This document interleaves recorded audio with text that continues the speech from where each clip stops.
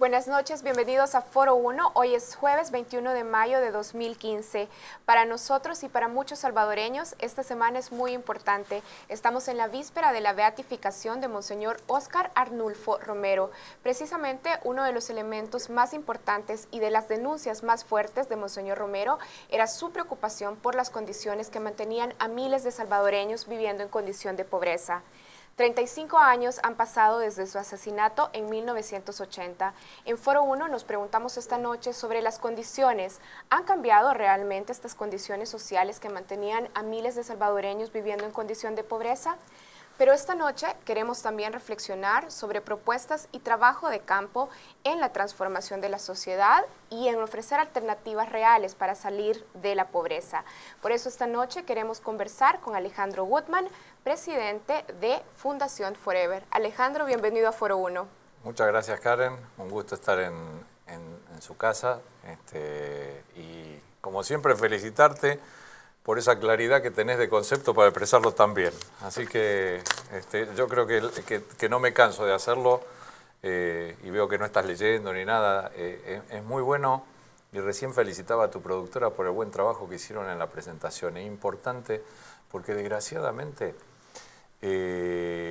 son pocos los que entienden el marco que habría que darle en esta construcción de la integración que están construyendo una sociedad muy diferente y siempre lo enmarcan lo que se está realizando dentro de lo que es la prevención y ustedes se salen de ese molde, lo realizan con profundidad, con respeto y eso me gusta porque no es que los otros lo hagan o muchos otros o algunos otros lo hagan con malicia ni mucho menos, tan solo que cuesta un poco salirse de esos moldes y se cree que desde el punto de vista televisivo, que tiene mucho que ver con cómo la gente supuestamente digiere esa información, esos conocimientos, tiene que pasar por conceptos habituales.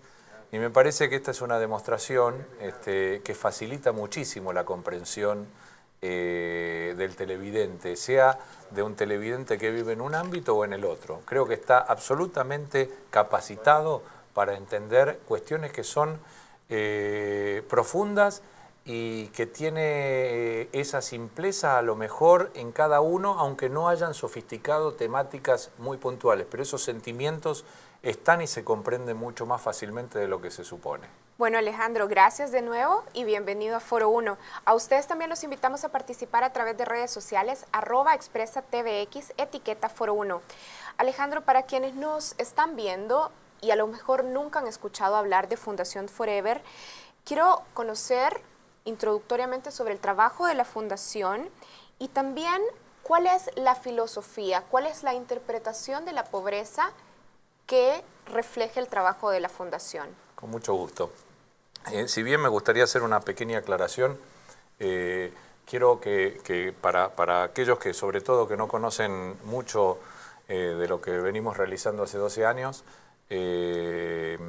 sepan que soy un absoluto convencido que las instituciones, que las fundaciones, que las organizaciones que trabajan en todos estos ámbitos tratando temáticas difíciles deberían tener un espacio sumamente reducido en el sentido de la preponderancia y no generar cualquier tipo de hacer o de construcción en función de esas fundaciones.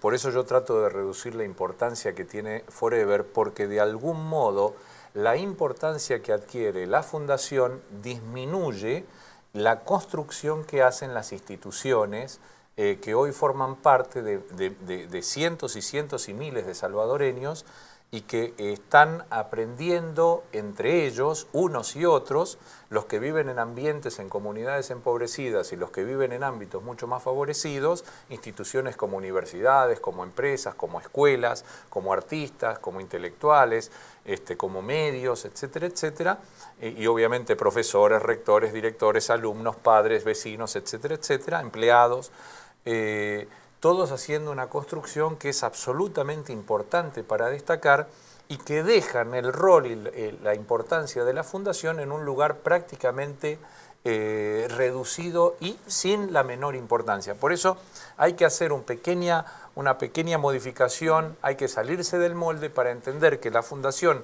es casi relevante, porque tampoco podríamos decir que no tiene ninguna relevancia, pero la construcción importante de todo esto la realizan las instituciones y la gente salvadoreña, que cada vez es mucho más, de muy diversos ámbitos y de muy diversos pensamientos, colores, religiones, etcétera, etcétera.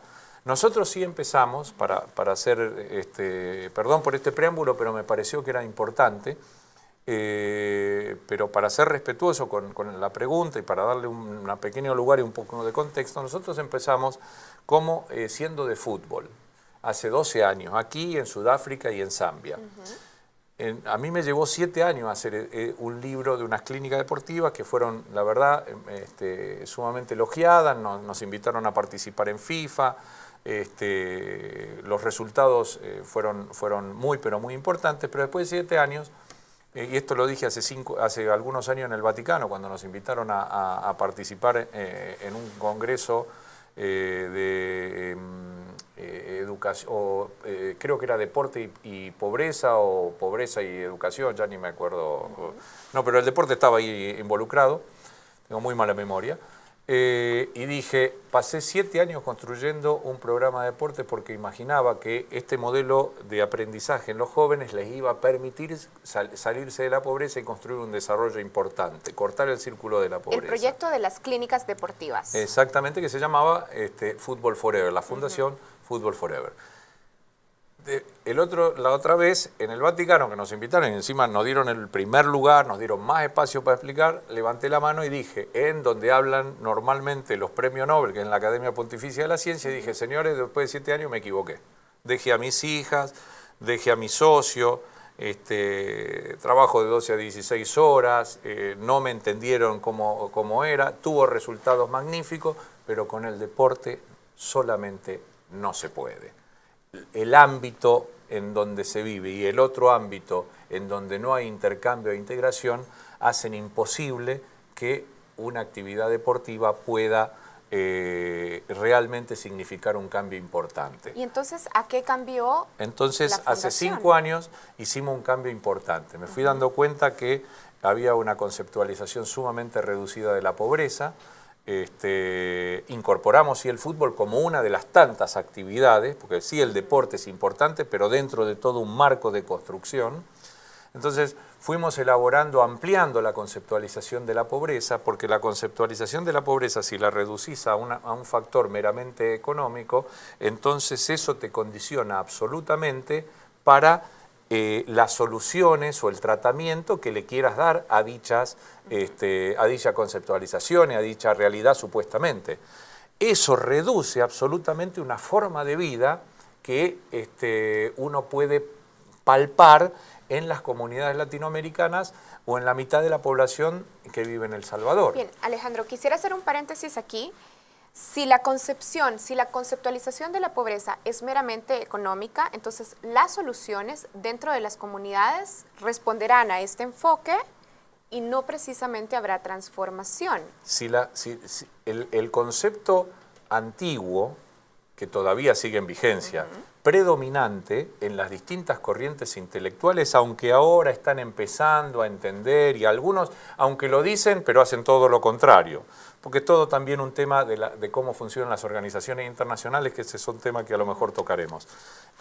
Pero en líneas generales la idea es, y además con toda la campaña política de uno y otro partido, de uno y otro país, permanentemente que intentan reducir, que con organizaciones internacionales que tienen un respaldo de intelectuales, premio Nobel, que dicen aquel que vive bajo condiciones de $1 o $2, no importa si vive en Zambia, en El Salvador, en Buenos Aires, da igual, entonces ese vive en extrema pobreza. El que vive en tal y tal o $1, entonces reducen prácticamente a eso. ¿Y qué significa? Que vos dejás de utilizar un montón de recursos disponibles en la sociedad, tradicionales y no tradicionales, que podrían encontrar soluciones maravillosas.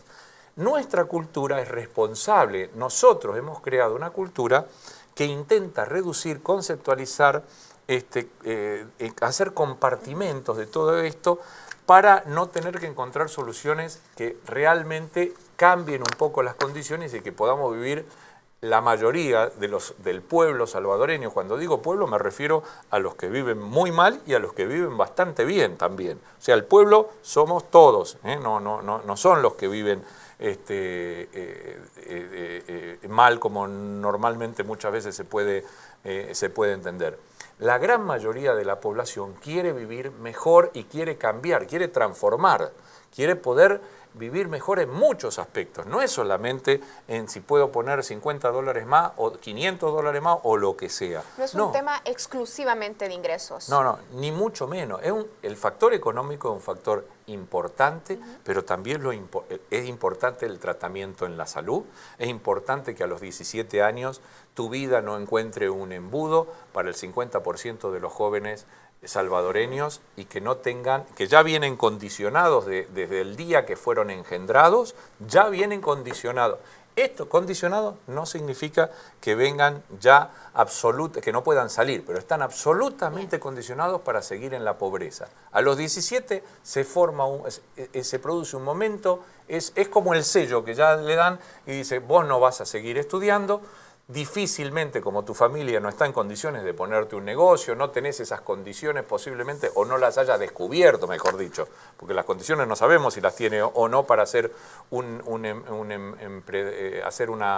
algo independiente, etcétera, etcétera. Muy probablemente las tenga, pero no ha tenido esa visión de la vida que hemos tenido otros para poder desarrollar. Entonces, uno vive pensando y trabajando y construyendo el desarrollo, y otros viven pensando, trabajando y viviendo la sobrevivencia. Bien, Alejandro, tenemos que hacer una pausa. Esta noche en Foro 1 estamos hablando de análisis de los abordajes de pobreza y transformación desde las comunidades, precisamente. Nos acompaña Alejandro Gutman, presidente de Fundación Forever. Hacemos una pausa, ya regresamos en Foro 1.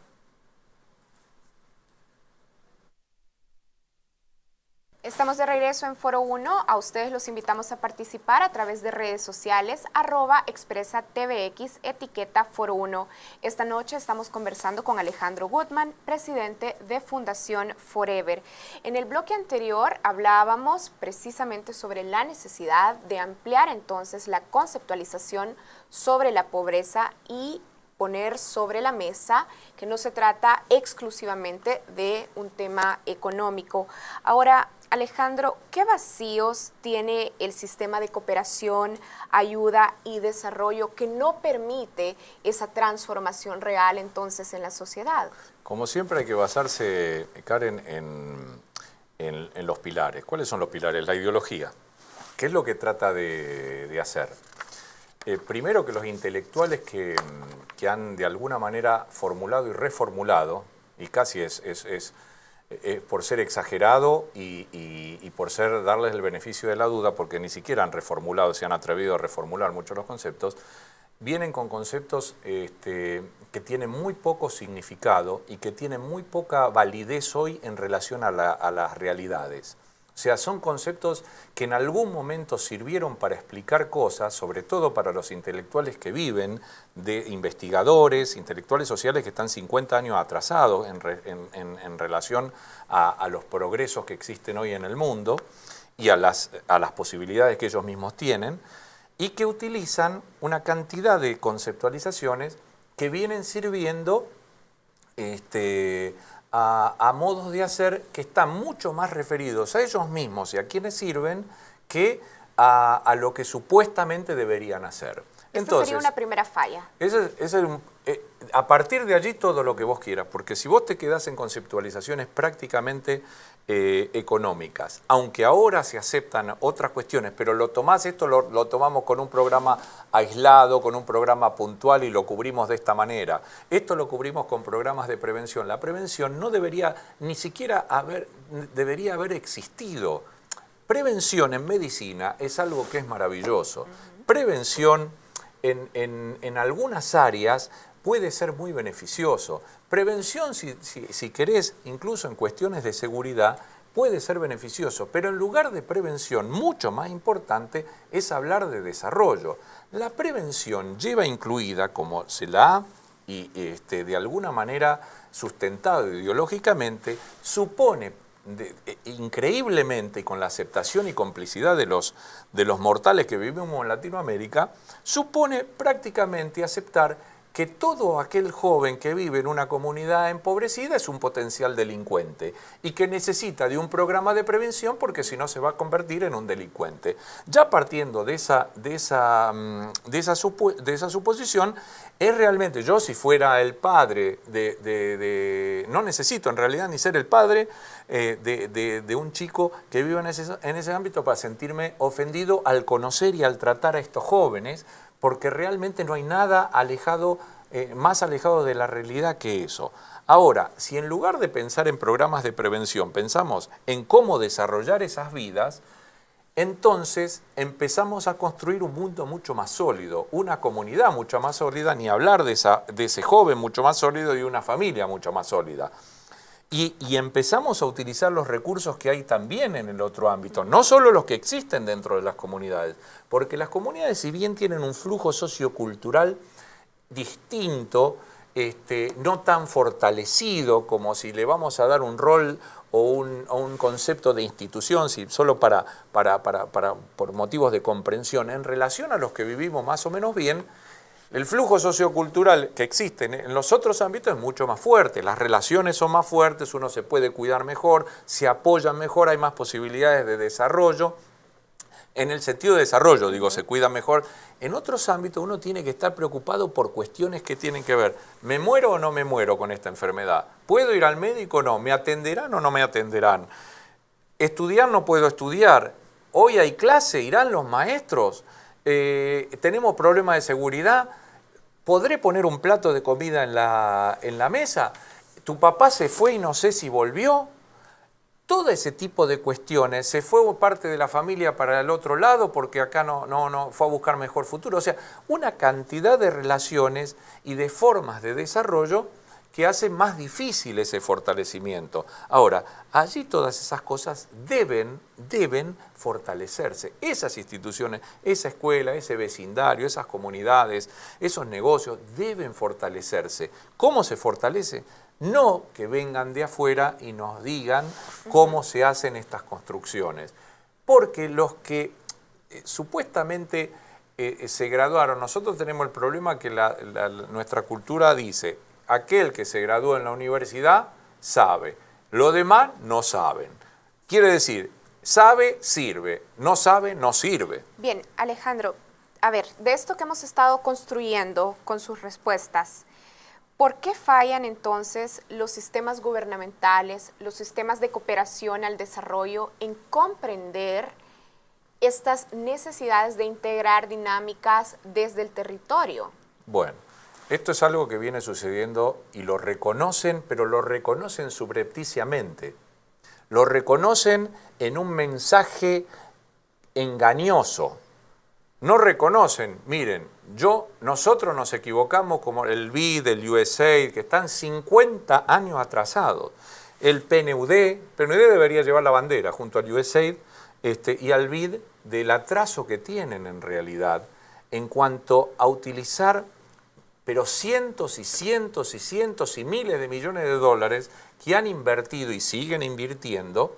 Bienvenido sea su capital, pero a ver si también alguna idea también acompaña, alguna idea saliéndose del molde, alguna idea que a partir de ese reconocimiento que no se han hecho las cosas bien y que vos empezabas muy bien diciendo hace 35 años, Monseñor Romero vivía una realidad. Hoy, si bien la realidad es distinta, porque también es distinta, pero hay otra realidad que quiero ser muy puntual, la realidad como se vive en las comunidades empobrecidas sigue siendo sumamente difícil. Y no quiero hacer una comparación porque hay gente que está mucho más capacitada que yo para ver algunos progresos y algunos retrocesos que han habido. Pero lo que sí les puedo decir, que hace 12 años, que esto en mi experiencia personal, por eso no quiero ser no quiero ser soberbio, arrogante y hablar de algo que yo no viví y no conozco tanto, entonces debo ser muy respetuoso.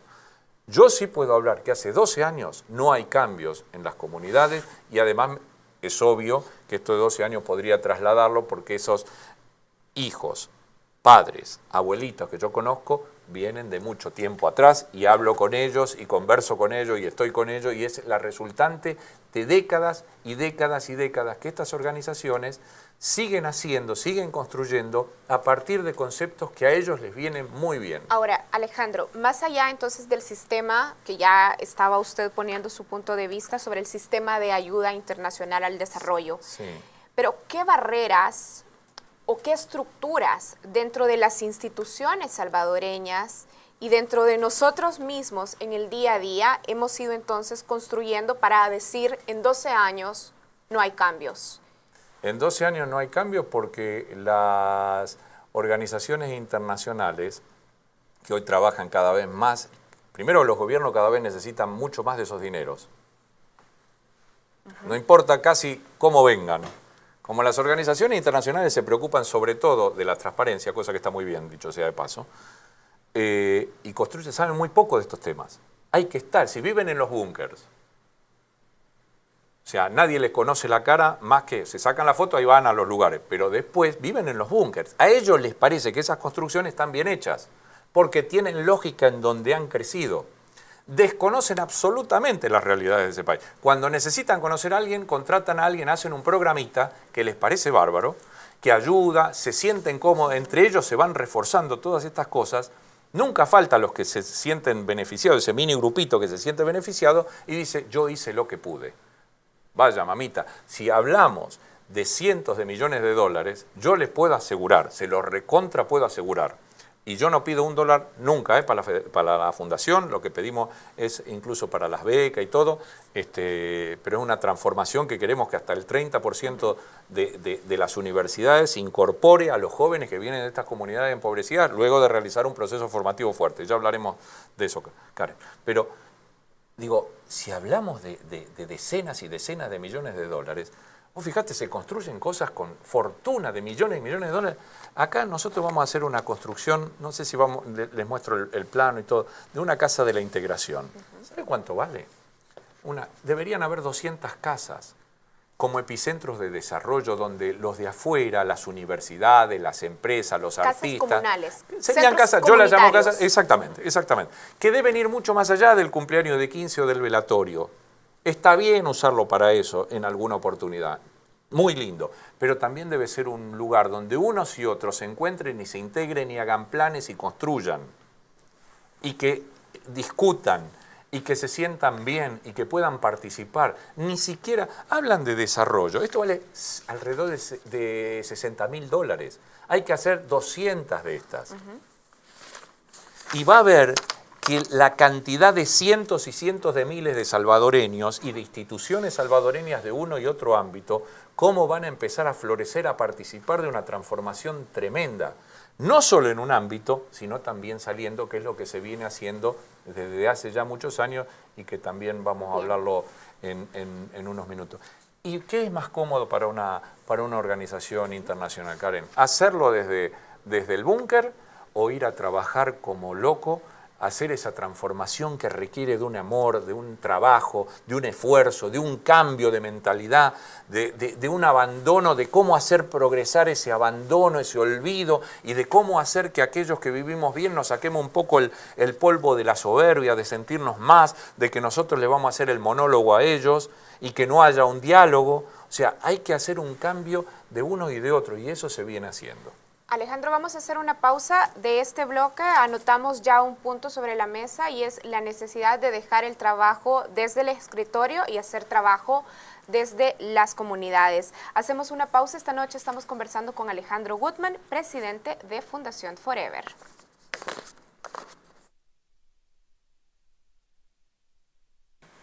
Continuamos con Foro 1, el espacio para el pensamiento crítico, aquí en TVX. Estamos conversando sobre análisis de los abordajes de pobreza y transformaciones desde las comunidades.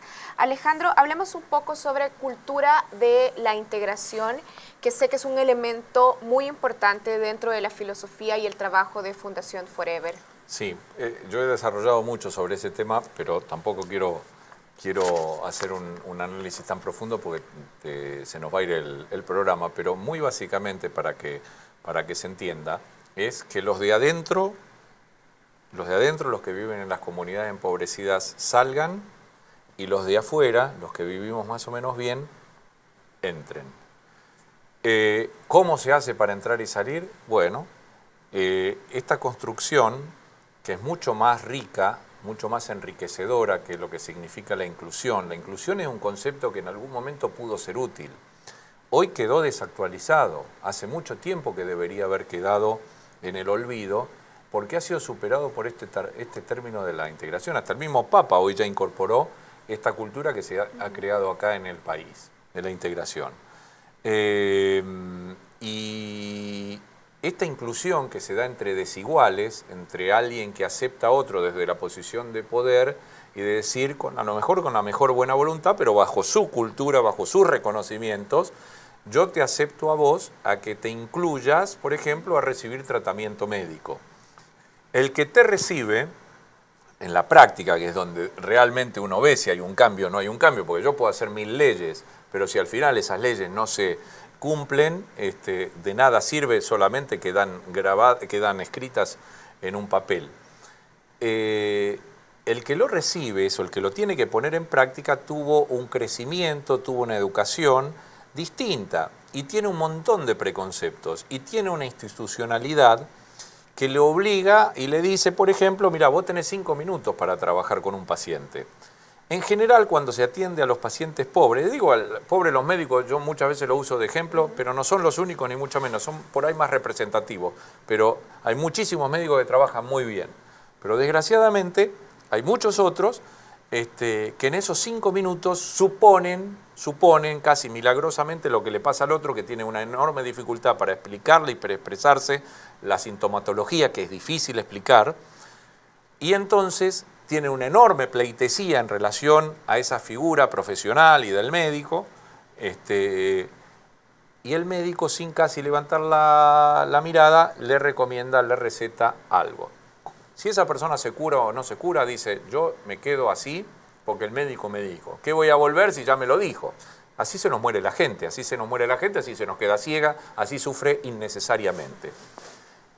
Si ese no entró en la... Ya lo incluyeron en el servicio de salud, pero él viene con un atraso, con una dificultad mayor al que venimos nosotros, Karen, que más o menos vamos al médico regularmente. Y más o menos estamos controlados. El que viene incluido, digamos, que está muy bien incluir, pero es un paso que ya debería estar superado por otro, que es el de la integración. Pero ese, si vos le diste 5 minutos y trae 30 años que no lo atendieron, no puede, con la inclusión, alcanzar. Es un ejemplo que me parece sumamente gráfico para marcar diferencias. Ahora, si vos formás a un médico en la integración, en el reconocimiento del otro como un igual, pero tenés que hacer ese trabajo de venir a caminar las comunidades. Yo el otro día me encontré con la ministra de Salud y le pedí eso y me dijo, Alejandro, con mucho gusto, la próxima vuelta lo hacemos, le mando a los médicos. Que estuvo muy bien, doña Violeta. Yo no la conocía, me cayó muy bien. Entonces, el otro día hablando de eso, le digo, mire, deme por favor unos médicos que vengan a caminar las calles. Ellos van a decir, yo ya conozco a los pobres. No, venga a caminar distinto, no lo vea como paciente, véalo como ser humano. Si usted se forma distinto, tendremos muchas posibilidades de reducir la pobreza. ¿Por qué? Porque si ese se formó distinto, mañana va a atender distinto. Quiere decir eso que va a sufrir menos y se va a curar más. Eso para un paciente, cuando se siente tan mal, mucho más pobre, significa que no se sienta tan pobre, que se sienta más digno, que se sienta más fuerte, que se sienta emocional y físicamente mejor. Va reduciendo la pobreza. Alejandro, nos pone el ejemplo de los médicos en Por particular. ejemplo, sí, solamente. Pero, ¿qué resistencias tendrá la sociedad salvadoreña? ¿Qué resistencias tendremos todos? Latinoamérica, ¿no? Pero salvadoreña también. A ver, América Latina, El Salvador, Sí. ¿qué resistencias tendremos a esta propuesta o a esta dimensión de cultura de la integración? Bueno, primero yo quisiera resaltar algo muy importante. Karen, que es muy importante, a pesar de lo que vemos todos los días en los diarios, yo hace meses que estoy viendo una transformación maravillosa. No me quiero adelantar porque conociéndola yo imagino que usted iba para ese lado, pero primero quisiera resaltar lo positivo. Yo cada vez estoy más optimista, soy más optimista por lo que estoy viendo de cómo están respondiendo los ciudadanos salvadoreños, de uno y otro ámbito. Y le estoy hablando desde los jóvenes estudiantes en la escuela de los primeros grados, hasta los vecinos, hasta los directores de escuela, los profesores universitarios, los rectores de la universidad, los presidentes de las grandes compañías del país. O sea, le estoy hablando de un corte, de un perfil de la sociedad salvadoreña sumamente amplia, que está con enorme entusiasmo para cambiar y ser parte de ese cambio y no esperar que uno u otro poder se encarguen de eso.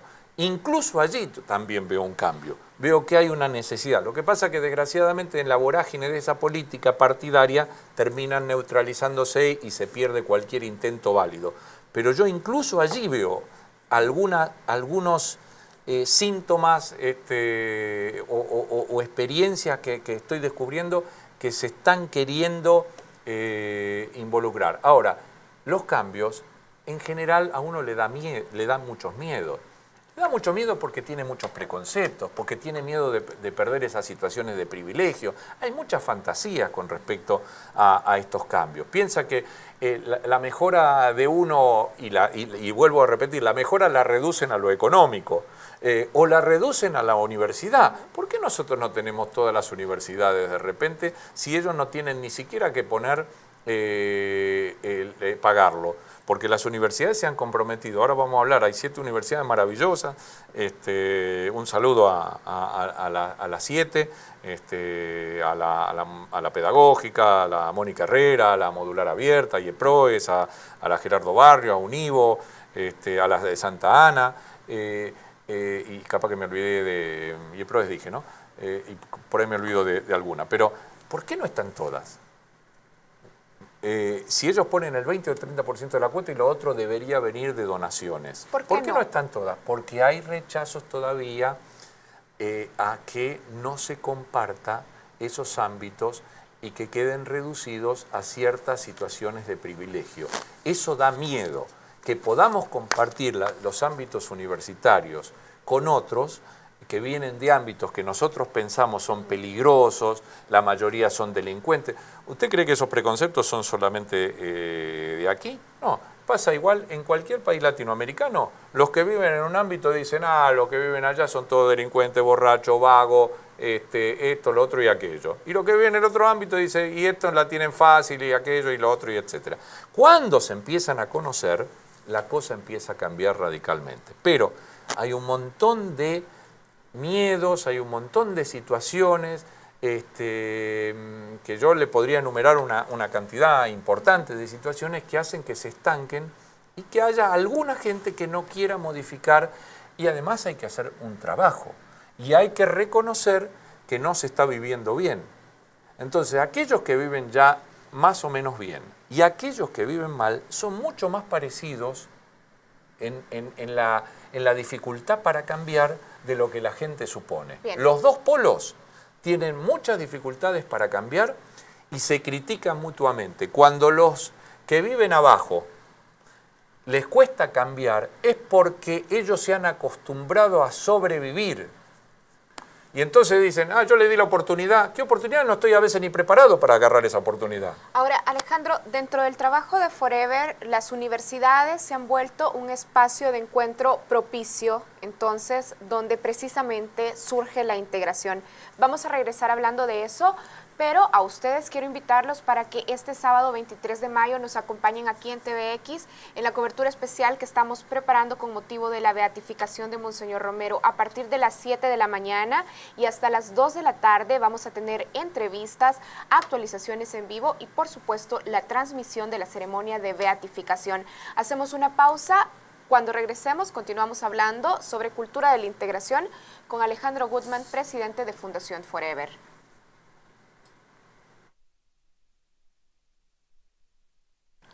Estamos de regreso en Foro 1. Estábamos conversando antes de irnos a la pausa sobre las universidades, las instituciones de educación superior como un espacio de encuentro para facilitar la integración. Ahora, ¿cuál es el rol entonces de estas instituciones, de sus autoridades, de sus docentes particularmente para facilitar la integración, por ejemplo? Bueno, yo quiero darle un reconocimiento enorme a los rectores que se animaron a cambiar un poco la historia de la educación en el país, que cambiaron el acceso de la educación.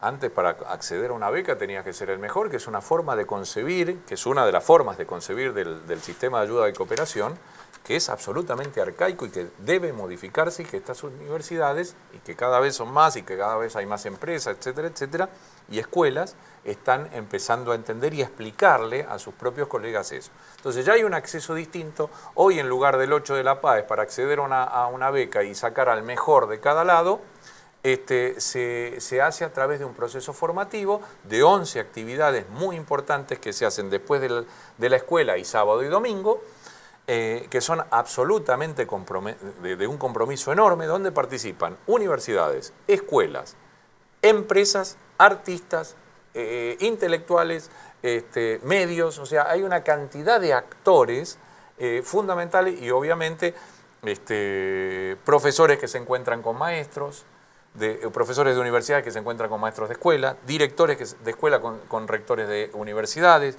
alumnos becados con alumnos que están participando del proceso formativo, padres de un ámbito y del otro, etcétera, etcétera. Toda esa construcción que lleva mucho tiempo y que es absolutamente necesaria para construir distinto desde nuestras necesidades compartidas, desde nuestros deseos, desde nuestras luchas, desde nuestros compromisos, desde nuestra ambición en relación al mundo en que queremos vivir, en nuestro país, en nuestra sociedad. A partir de eso tiene muchísimo más sentido. Hoy a esas universidades, que ya hay varios cientos de jóvenes, esperamos que este año sean 600 los que se suman, hasta en unos años, si Dios quiere, ese 30% de los cupos de cada universidad que sea ocupado por ello. Esperamos que termine siendo política educativa.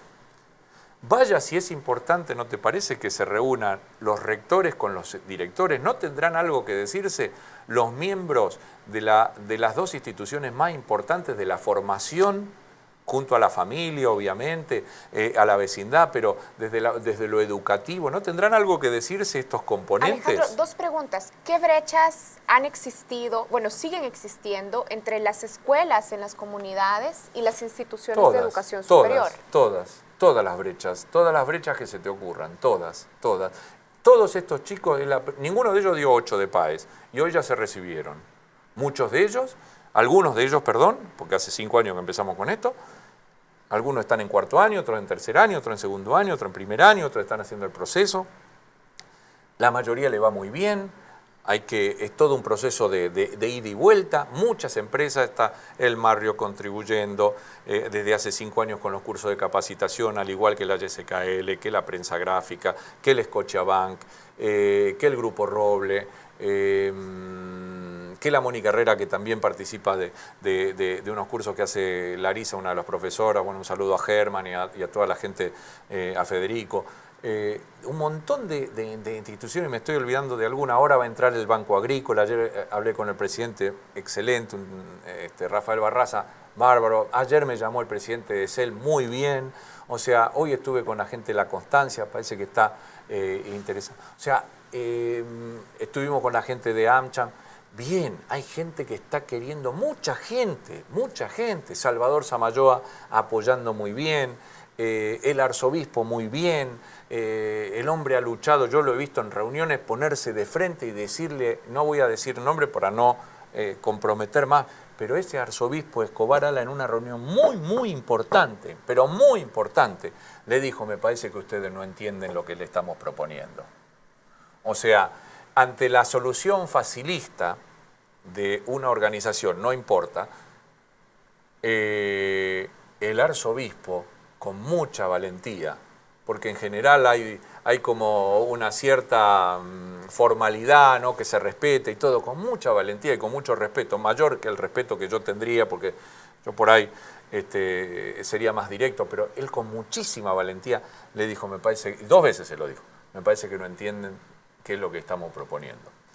Entonces, hay muchísima gente. Salvador, bueno, no, ayer vino a hablar Salvador Samayoa con los líderes comunitarios, con los alumnos, con los padres.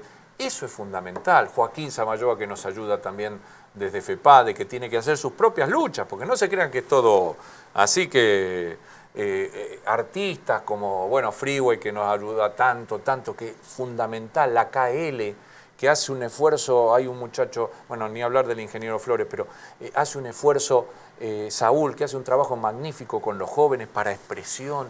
Es un trabajo de artesanía que hay que hacer y que hay que construir. Mire, les cuento esto rápidamente. El INSO, que tiene una escuela magnífica, el Instituto Nacional de Soyapango, que nosotros es una de las escuelas que trabajamos, tiene 300 chicos que se reciben todos los años. Como bachilleres. Como bachilleres de segundo y tercer año, porque tienen la especializada y el general. ¿Cuántos jóvenes usted cree que van por año de esos 300? Ninguno. 3 porque pueden pagar. Y los otros 297, ¿qué hacemos? Y es una escuela, cada año. Entonces, esta manera de hablar de oportunidades, de dar becas, no sirve más. Tenemos que empezar a reemplazar. Es mucho mejor la oportunidad si la enmarcamos dentro de una estrategia de transformación que tomar como yo voy a premiar al mejor. En este caso, los chicos eligen participar de un proceso.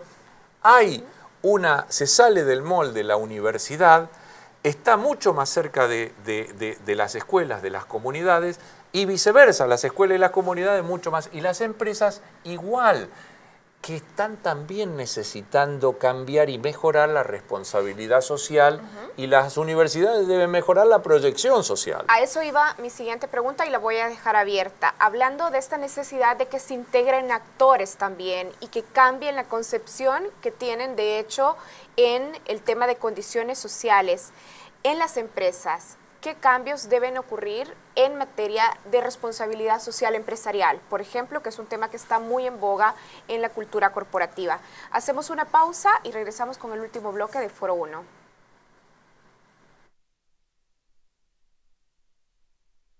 Estamos de regreso en Foro 1. Esta noche hemos estado conversando con Alejandro Gutman, presidente de Fundación Forever. Alejandro, yo he dejado abierta la pregunta para iniciar este bloque. Dentro de la concepción de la responsabilidad social empresarial, ¿qué prácticas, qué conceptualización hace falta cambiar en el mundo corporativo? Bueno, lo primero que deberían hacer esta responsabilidad social empresarial es tratar de hacer un concepto simple, primero y principal, con compromiso y honesto, que me parece que sería lo más adecuado. Pero honesto no es que sean mentirosos, honesto con compromiso con relación a la sociedad, que supuestamente es de que se trata, y teniendo en cuenta obviamente los intereses de la misma compañía. ¿Cómo se compagina eso? La cultura empresarial, la cultura corporativa, es muy distinta, pero muy distinta, o tiene muy poco que ver, en líneas generales, con toda la cuestión social, toda la cuestión de emparejamientos, toda la cuestión que tenga que ver con integración. Le es ajena. La cultura empresarial es práctica. La corporación es práctica y es de beneficios. Que después argumente otras cosas. Además, lo maquilla un poco, le pone un poco más de cosmético o menos, pero en líneas generales tiene muy poco compromiso en realidad, en líneas generales, con profundizar algunos de los recursos que tiene para provocar cambios maravillosos. No solo desde el punto de vista económico, que utilizan y desgraciadamente no se producen impactos, sino también desde el punto de vista de conocimiento, de recursos humanos, desde lo que significa conocimientos, bueno, son tantos, es tanta la importancia de la institución, de la empresa dentro de un país, y está siendo demostrado permanentemente en lo que se viene haciendo desde hace años, el impacto que tienen en estos jóvenes. Cada empresa salvadoreña debería participar de la formación educativa, de la formación académica, de la formación como personas de estos jóvenes. Cada empresa, y lo pueden hacer, esto está a la vista, lo venimos haciendo hace muchos años, no es que empezó ayer ni le estamos proponiendo algo nuevo. Le abre el mundo, se le abre otro mundo a los chicos cuando tienen esas oportunidades de vivir una transformación, porque empiezan a interactuar distinto, empiezan a soñar distinto, empiezan a conocer distinto, desde todos los puntos de vista. Pero nosotros le pedimos a la empresa que también se baje del pedestal y que también vea a ella como, y los empleados, jerárquicos hasta los que son menos jerárquicos, y que también tengan otra actitud, que vean al otro como sus propios hijos, que es así como les va sucediendo. Y empiezan a salir, a desaparecer los prejuicios, empieza a haber acercamientos, empieza a haber construcciones mucho más sólidas, amorosas, amorosas en el muy buen sentido, de amor realmente, de compromisos distintos, que te da ganas de seguirlo, empezás a visualizar la vida vos también de manera distinta, enriqueces relaciones, te permitís conocer a tu país, a gente de tu país. O sea, hay una cantidad de cosas que te van transformando, porque la verdad empezás a ver a partir de esas relaciones un montón de descubrimientos que no podés hacerlo de otra manera, porque la verdad que ni unos ni otros se conocen, solo se conocen a través de la televisión o de los medios. Bien, Alejandro, quiero intentar sintetizar la entrevista de esta noche. Que te vaya bien. Iniciamos hablando sobre la definición de pobreza, la conceptualización de pobreza desde el punto de vista económico, y usted decía es importante entender que esto de las soluciones económicas no puede ser lo central o no puede ser lo único dentro de los programas. Ni mucho menos, al contrario, entre todos hay que ampliar la conceptualización de la pobreza lo más posible, porque en lugar de reducir entonces las soluciones y los tratamientos, los ampliás y entonces allí entran un montón de actores sociales, que es como debe ocurrir, que deben formar parte de este crecimiento. Bien, iniciamos por ahí. Luego hablamos precisamente sobre los vacíos que se pueden encontrar en el sistema de ayuda y cooperación al desarrollo a nivel internacional, pero también hablamos de algunas resistencias que pondríamos también en el día a día los miembros, los ciudadanos de la sociedad salvadoreña y de América Latina, mencionaba. Te nombro algunos más rapidito: preconceptos, intereses propios, vivimos mejor que otros, situaciones de privilegio, dejamos en manos de los políticos y algunos otros, no nos salimos del molde, tenemos poco compromiso, tenemos muchos miedos, conceptos desactualizados que nos gobiernan el día a día, ¿no? En muchas instituciones que son incapaces de solucionar esas cosas porque no son fuertes, no las hemos sabido construir bien, un sistema de ayuda y cooperación que ha sido un poco cómplice de todo esto, los ámbitos se reducen a las geografías, bueno, y así puedo seguir, pero en lugar de reducir,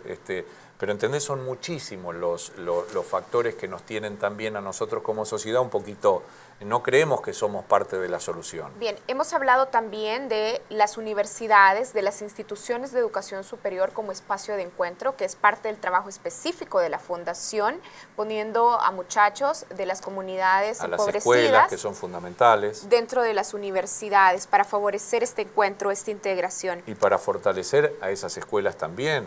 Muy importante fortalecer esas comunidades, esas escuelas, y que la universidad se fortalezca también, porque la universidad se fortalece muchísimo teniendo esa ida y vuelta. Esos alumnos que conviven con estos chicos se enriquecen también y empiezan a formarse distinto, no lo que le dice alguien que se crió distinto y que piensa como nosotros los viejos con aquellos preconceptos, Si un joven tiene amigos de uno y otro ámbito, empieza a tener muchísimas más posibilidades, por eso digo, empiezan a salir de la pobreza cuando empiezan a transitar por la universidad. Aunque no tengan el título, aunque no lo obtengan, están empezando a salir de la pobreza, aunque sigan con una cora en el bolsillo.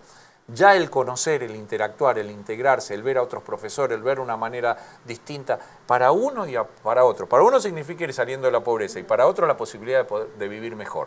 Bien, Alejandro, con esta síntesis, entonces, ¿qué retos tenemos que asumir? Y a nosotros nos gusta poner retos, enumerarlos para la audiencia, para quien nos esté viendo esta noche y dice, bueno, hay algo que puedo hacer desde mi realidad. Seguro, seguro. ¿Por dónde empezamos? ¿Por dónde empezamos? Las universidades, por ejemplo, trabajan con las comunidades, ellas eligen las comunidades desfavorecidas, con problemas, etcétera, y eligen a las universidades y a las escuelas en donde trabajar y así hacen su desarrollo.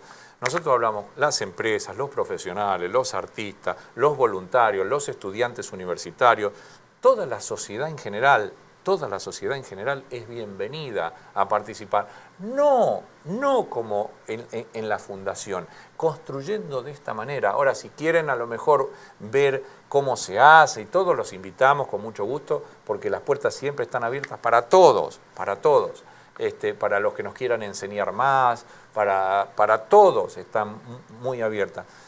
No tienen necesariamente que trabajar dentro de los ámbitos en donde nosotros funcionamos. Pueden construir muchísimo dentro de sus ámbitos, bajo algunos parámetros, y todo esto está para ser construido por las mismas instituciones y gente salvadoreña. De eso se trata.